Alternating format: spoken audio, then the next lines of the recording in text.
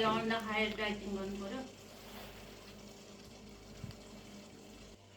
के गरेर बस्यो जाडो छ यसो हात मार्दै बसेको नि। के त ल मन जाडो भयो कफी खाऊँ कि भनेर आएको कफी खाने? कफी बनाउनु ल ल बस्दै गर ल। ल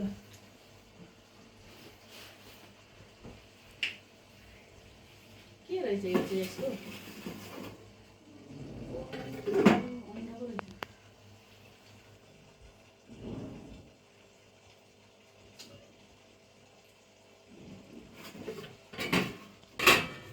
कस्तो चिसो नि आज त।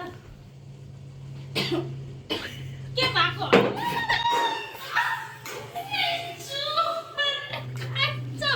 कति साह्रो चुहो नि, झन् बागन छोडेर राखेको त।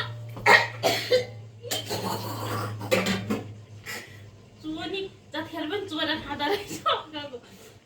अनि त चाहिँ अनि कफी बनाएर ल्याउँछु भनेर मन थाम्नु सकेन फर्स्टमा अन्डादेखि पनि कसरी हेरेको त यहाँ बाटाभित्र चाहिँ।